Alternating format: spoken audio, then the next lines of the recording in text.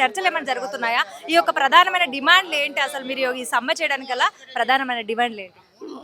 మా ప్రధానమైన డిమాండ్లు సార్. యాజ్ ఏ ఎంప్లాయీగా 3 డిమాండ్లు ఏంటంటే ఉద్యోగ భద్రత ఇవ్వాలి. ఫస్ట్ పాయింట్, మాకు జాబ్ గ్యారంటీ కావాలి.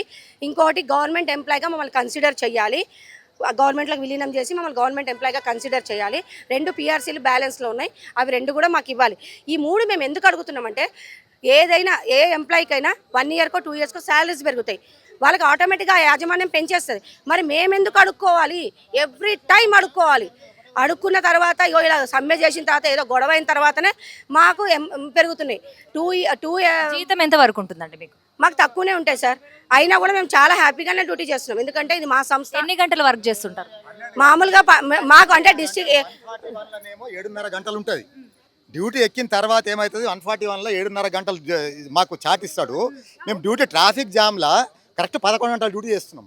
హైదరాబాద్ 60 ఏళ్ల కింద ఉన్న హైదరాబాద్ ఇప్పుడు అంతే ఉందా? ట్రాఫిక్ జామ్ లేదా? ఆ సర్వే చేయరా వీళ్ళు డిపార్ట్మెంట్ వాళ్ళు? ఎందుకోసం ఇట్లా మా కార్మికులకు ప్రాణాలు తింటున్నారు? అసలు ఎందుకు ఇలాంటి పరిస్థితి ఎందుకు వచ్చిందంటారు? వీళ్ళు 141 మళ్ళీ తయారు చేయాలి మేడం.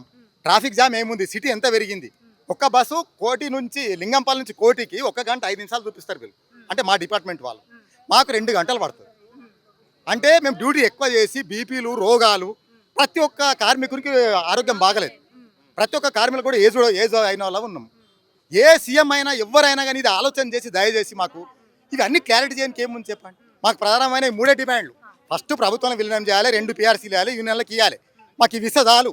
మా సీఎం గారికి మేము దండం చేసి చెప్తున్నాం. అయితే ప్రధానంగా అసలు ఈ సమస్య ఎందుకు వచ్చింది అంటే, ఇప్పుడు ఈ 11 గంటల వరకు చేయాల్సిన అవసరం ఎందుకు వచ్చింది అంటారు మీకు? మా డిపార్ట్మెంట్ వాళ్ళు, హయ్యర్ ఆఫీస్ వాళ్ళు నిజాయితీ కార్మికుల బాధ ఏమని చూడరు మేడం. చూడరు వాళ్ళు. మా డిఎం సార్ దగ్గరికి వస్తారు. అంటే బస్సులు తక్కువగా ఉండటం వల్ల కూడా ఇలాంటి ప్రాబ్లం ఉందా, లేకపోతే డ్రైవర్లు తక్కువ ఉండడం వల్ల ఇలాంటి ప్రాబ్లం వచ్చిందంటారా? స్టాప్ తగ్గింది. మళ్ళీ ఈ మధ్యన 2.5 సంవత్సరాల నుంచి ఏం చేసిరు, టైమింగ్స్ పొడిగించకుండా అట్లనే చూపిస్తున్నారు ప్రభుత్వానికి. మాకేం కిలోమీటర్లు పెంచి పడేసారు. కిలోమీటర్లు అంటే సపోజ్ కోటి పటాన్చర్ 2 ట్రిప్పులు చేసేది ఇస్నాపూర్ వరకు వండిగా మీరు ఏం ఎక్కువ మాట్లాడదు. ఎంత అయితే అంత మీరు డ్యూటీ చేయాలి, తెల్లని దాకానే చేయాలి. మళ్ళీ మీరు ట్రాఫిక్ జామ్ అని చెప్పి క్యాన్సిల్ చేయొద్దు. ఇది ఏంది? ఇది ఇప్పుడు ఒక ఉద్యోగస్తుడు ఒక ప్రధాన ఉపాధ్యాయుడు ఉన్నాడు అనుకుందాం. ఆయనకు ఒక బెల్ అనేది అవుతుంది. అంటే 10 అవర్స్కు ప్రార్థన, లంచ్ టైం 1 అవర్, మళ్ళీ నెక్స్ట్ ప్రాసెస్ స్కూల్ బంద్ కానీ బెల్ కానీ ఇంటికి వెళ్ళిపోతాడు లేదు ఉద్యోగస్తుడు. మాకు టైమింగ్ ఉందా? మా సీఎం గారు ఇది ఆలోచన చేయాలి కదా. ఒక షెడ్యూల్ అనేది ఉంటుంది. షెడ్యూల్ అనేది పేపర్ మీద ఉంది మేడం. మాకు డ్యూటీ చేసేది మొత్తం డబల్ మళ్ళీ నైట్ అవుట్ డ్యూటీలను పెడతారు వాళ్ళు. ఎట్లా చేస్తున్నారంటే 141లో ఒక టైం ఉంటుంది. ఏం చేయాలి, 3 ట్రిప్పులు చేసి పటాన్చెరులో ఏమైనా వండుకోండి. మీరు రోడ్ల మీద వండుకోవాలి మేడం. మేము బాత్రూమ్ వల్ల కంపు వాసన, ముఖం వండుకుందామంటే యూరిన్ పోయానికి ఇట్లా ముక్కు దస్తి పెట్టుకొని యూరిన్ పోస్తాం మేము. ఎంత బాధ ఉన్నా చెప్పు. నైట్ అవుట్ వండుకుంటే లైన్గా బెడ్ లేసి దోమలలో వండుకోవాలి మేము. జీతాలు కరెక్ట్ గా వస్తాయా మీకు? ప్రతి నెల కూడా జీతాలు కరెక్ట్ గా వస్తాయి? జీతాలు మేడం కేసీఆర్ ఉన్నప్పుడు కూడా టైంకి వచ్చినాయి, ఇప్పుడు కూడా టైంకి వస్తాయి. సజ్జనార్ సార్ ఉన్నప్పుడు చేసిండు. మేము జీతాల విషయంలో మాకు బాధ లేదు. మాకు మెయిన్ ఏంటంటే వర్క్ లోడ్ ఫుల్ పెంచారు. ఈడీ ఆఫీసర్లు కానీ మా సార్ కానీ. మీ వర్క్ లోడ్కి తగ్గ జీతాలు వస్తున్నాయా? మరి వర్క్ లోడ్కు జీతం సంబంధం పెట్టలేరు మేడం వాళ్ళు.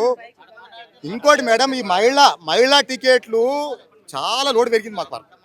ఆ సంగతి ప్రతి మినిస్టర్ సార్ తెలుసు, క్యాబినెట్లకు తెలుసు. మళ్ళీ మేనిఫెస్టోలో వాళ్ళే పెట్టారు. మేనిఫెస్టోలో ఎంత పెట్టారు అంత మాకు చేస్తే అయిపోతుంది కదా మేడం. మాకు కావాల్సింది కాదే, మా సీఎం గారు చేస్తాడని మేము 100% ఆశలు ఉన్నాం. మరి గెలిపించుకున్నారు కదా, మీరు ఇష్టపడే గెలిపించుకున్నారు. మీకు అన్ని మంచి న్యాయం జరుగుతుందనే మీరు గెలిపించుకున్నారు కదా, మరి ఇప్పుడు ఎందుకు స్పందించట్లేదు? స్పందిస్తాడని మాకు నమ్మకం ఉంది మేడం. ఈ రోజా రేపా చర్చలు పిలుస్తాడు, 100% చేస్తాడు మా సీఎం గారు అని చెప్పి మేము 100% నమ్మకంగా ధైర్యంగా ఉన్నాం. మా సీఎం గారు మాకు అందరు మా కష్టాలను ఆలోచన చేసి చేయాలని కోరుతున్నాం మేడం. ఇప్పుడు ప్రతిరోజు అంటే ఇప్పుడు మీరు ఈ విధంగా మీరు చర్చలు జరపబట్టి కూడా 3 days అవుతుంది కదా, ఈ 3 daysలో ఏమైనా స్పందించారు? ఏం స్పందించలేదు. స్పందన అనేది ఏం లేదు ఇంతవరకు. వాళ్ళందుకే వాళ్ళు అంటున్నారు కానీ అది మా వరకు అయితే ఏం రాలేదు మేడం. ఏం రాలేదు. వాళ్ళు ఏం చేస్తారో ఏం లేదో వాళ్ళకే అర్థమైతలేదు, మాకే అర్థమైతలేదు. అయితే ఈ యొక్క సమ్మెకి సంబంధించి మీ యొక్క ప్రాబ్లమ్స్, మీ యొక్క డిమాండ్స్ ఏవైతే ఉన్నాయో వాటిపైన ఏ విధంగా ముందు కార్యాచరణ ఉండబోతుందంటారు?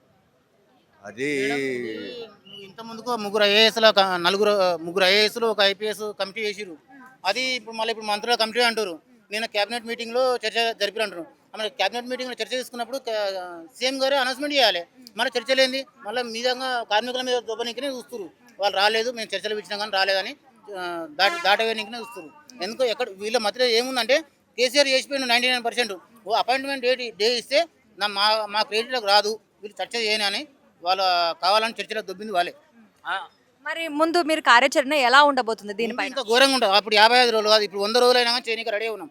దాని ఇంకా లేనే లేదు. వాగ్దానాలు కంప్లీట్ చేసే వరకు సమ్మె కొనసాగుతూనే ఉంటుంది.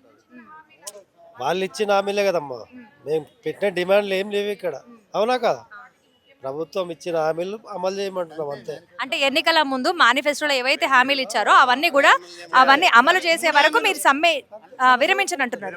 ఇంకా విరమిస్తే లాభం ఉంది, ఇది కొనసాగుతూనే ఉంటుంది. ఇప్పుడు ప్రధానంగా చూసుకున్నట్లయితే ఇప్పుడు మన ఇక్కడ మన నిన్న డ్రైవర్ చనిపోయారు కదా, తన గురించి ఇప్పుడు అతను ఒక న్యాయం జరగలేదంటూ చనిపోయారు. ఈ విధంగా చనిపోవటం వల్ల న్యాయం జరుగుతుంది అనుకుంటున్నారా? ఏం చెప్తారు దీనిపైన?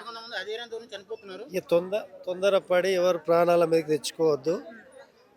ఏం జరిగేది ఉంటే అది జరుగుతుంది. అనవసరంగా ప్రాణాలు తీసుకొని భార్య పిల్లలు ఆగం చేసి 10 మంది గురించి ప్రాణాలు ఎందుకు తీసుకోకండి, ధైర్యంగా ఉండండి. అందరికీ ఏం న్యాయం జరిగితే మనకు అందరం అంతే కదా. ప్రభుత్వం ఇచ్చిన వాగ్దానాలు మేము చేయమంటున్నాం అంతే. మేము కొత్తగా డిమాండ్లు ఏం లేవు. ఇచ్చిన మాట నిలబెట్టుకుంటున్న ఆశతోటి ఇన్ని రోజులు నడిపించినాం. ఎలక్షన్ల ముందు సమ్మె ఇచ్చిన మాటే కదా మేడం, ఇచ్చినప్పుడు మాట నిలబెట్టుకొని మాకు ఇచ్చేది ఏదో ఇచ్చేస్తే మేము సమ్మె చేసే అవసరం ఏముంది మాకు, అంతే కదా. ఇప్పుడు మేనిఫెస్టోలో వాళ్ళే పెట్టిర్రు, విలీనం చేస్తాము, 2 పేసుకాయలు ఇస్తాము, మిమ్మల్ని ఆదుకుంటాము, మమ్మల్ని గెలిపించండి అన్నారు. గెలిపించుకున్నప్పుడు మాకు చేయాలి కదా, మాట నిలబెట్టుకోవాలి కదా. నిలబెట్టుకోకుండా మాకు సమ్మె చేసేదాకా తెచ్చిరంటే మళ్ళీ దానికి ఏమనుకోవాలి మేము? చెప్పండి, మీరే చెప్పండి. ఏ విధంగా ముందుకెళ్ళబోతున్నారు? ఏ విధంగా అంటే మా జేఏసీ కమిటీ వాళ్ళు ఎట్లా నిర్ణయిస్తే అలా, వాళ్ళు ఎట్లా చెప్తే అట్లా అదే విధంగా పోతాం. మాకు న్యాయం జరిగేదాకా మాత్రం మేము మానం.